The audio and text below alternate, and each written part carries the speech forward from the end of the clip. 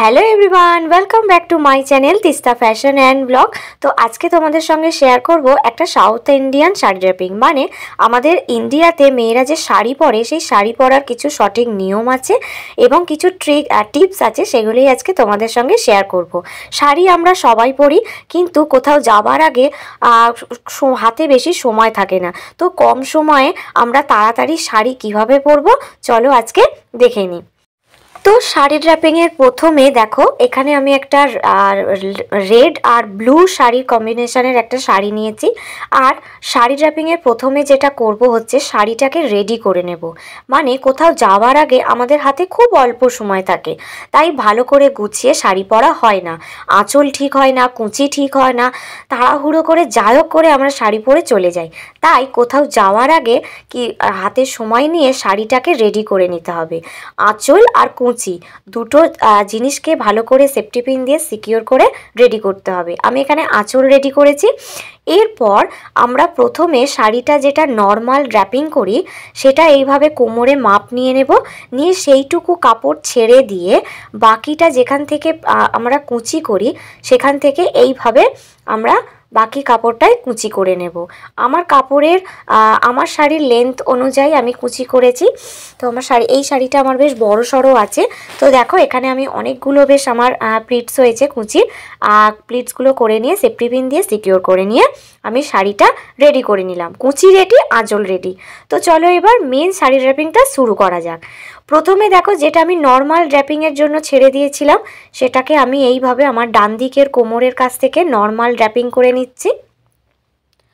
কোথাও যাওয়ার আগে শাড়ি এইভাবে রেডি করে রাখলে কিন্তু খুব ইজি হয় শাড়ি পরার জন্য আর তাড়াহুড়ো করতে হয় না। তাই আমি কোথাও যাওয়ার আগে এইভাবেই শাড়ি রেডি করে রাখি। তো দেখো, যেটা আমি নর্মাল ড্র্যাপিংয়ের জন্য ছেড়েছিলাম সেই শাড়িটা আমি এইভাবে নর্মাল ড্র্যাপিং করে নিচ্ছি। দেখো, নর্মাল ড্র্যাপিং করার পরেই পাশে আমার কুঁচিটা থাকলো, আর এই যে আমার আঁচলটা আমি রেডি করে রেখেছিলাম। তো আঁচলটাকে পিছন দিক দিয়ে এইভাবে ঘুরিয়ে নিয়ে একটু ঠিক করে নিতে হবে আঁচলগুলো। যেহেতু প্লিটসগুলো আমি সেফটি পিন দিয়ে রেখেছি তাই আমার ইজি হচ্ছে। এইভাবে আমি কাঁধের ওপর তুলে নেব। ঠিক যেটা আমরা নর্মাল শাড়ি পরি সেই নর্মাল শাড়ি র্যাপিংটাই দেখাবো, তবে শাড়ি পরার যে কিছু টিপস আছে সেগুলোই তোমাদেরকে বলছি। সবথেকে বড় টিপস হচ্ছে শাড়ি আগে থেকে রেডি করে রাখা। এরপর দেখো, আঁচলটা তুলেছি। আঁচলটা কোমরের কাছ থেকে ঘুরে সামনের দিকে যেটা আসছে সেটা এইভাবে আঁচলের পাড়টা ভালোভাবে কোমরের কাছে খুলে নিয়ে সামনের দিকে পেটিকোট আর শাড়ির সাথে এইভাবে ভালোভাবে সেফটি পিন দিয়ে আমি সিকিওর করে নেব। নিলে কি হবে, দেখো কোমরের কাছে শাড়ির যে ফ্যাশনটা সেটা কিন্তু খুব সুন্দর হলো। এরপরে দেখো, আমি কুঁচিটা ধরে নিচ্ছি। ঠিক নর্মাল যেভাবে আমরা এরপরে এমনি থাকলে কুঁচিটা করতে হলো, কিন্তু কুঁচিটা আমার করা ছিল। কুঁচিটা ভালোভাবে গুছিয়ে ধরে নিয়ে এইভাবে আমি টাকিং করে নিলাম। নিলেই দেখো কত কম সময়ে এবং কত কম পরিশ্রমে শাড়িটা পরা হয়ে যাবে। এরপরে এক্সেস যে কাপড়গুলো থাকবে সেগুলো আমরা ভালো করে এইভাবে টাকিং করে নেব এবং অবশ্যই শাড়ি কুঁচির সমস্ত প্লিটসগুলোকে একটু গুছিয়ে নেব। এরপর আঁচলটা দেখো, আঁচলের প্লিটসগুলো পিছন দিক থেকে এইভাবে ভালো করে একটু গুছিয়ে নেব এবং যেগুলো এক্সট্রা সেফটি পিন আছে আঁচলে সেই সেফটি পিনগুলো আমি খুলে নেব।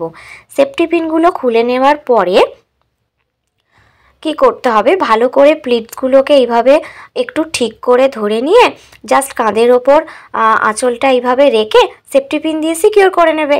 নিলেই একটা কম সময় একটা সুন্দরভাবে শাড়ি র্যাপিং হয়ে যাবে। কিন্তু আমি এখানে আঁচলটা একটু অন্যরকম করব। আমি পিছন দিকে এই যে আমার আঁচলের প্রথম যে প্লিটসটা সেটা আমি এইভাবে পিছন থেকে একটু বাড়িয়ে নিয়ে টেনে নিয়ে সামনেটা এইভাবে একটু সমানভাবে করে নিচ্ছি। সমানভাবে করে ভিতর দিকে আমার ব্লাউজের সাথে আমি সেফটি পিন দিয়ে সিকিওর করে নেব। সিকিওর করে নেবার পরে আর বাকি প্লিটসগুলো আমি এইভাবে ওপর দিয়ে রাখবো। অনেকেই এইভাবে শাড়ি পরতে ভালোবাসে, তাই আজকে আমি একটু ট্রাই করলাম। দেখো কত কম সময়ে অল্প পরিশ্রমে কত সুন্দর একটা শাড়ি র্যাপিং হয়ে গেল। তো শাড়ি এইভাবে আগে থেকে রেডি করে রাখলে কিন্তু শাড়ি র্যাপিং ভীষণ ইজি হয়ে যায়। আজকে তোমাদের শাড়ি র্যাপিংয়ের ভিডিওটা কেমন লাগলো অবশ্যই সবাই কমেন্ট করে জানিও। আর হ্যাঁ, ভিডিওটাতে একটু লাইক করে দিও। আর যারা চ্যানেলে নতুন আসছো তারা সবাই চ্যানেলটা সাবস্ক্রাইব করে আমার পাশে থেকো। আবার নতুন ভিডিও নিয়ে দেখা করব। টাটা।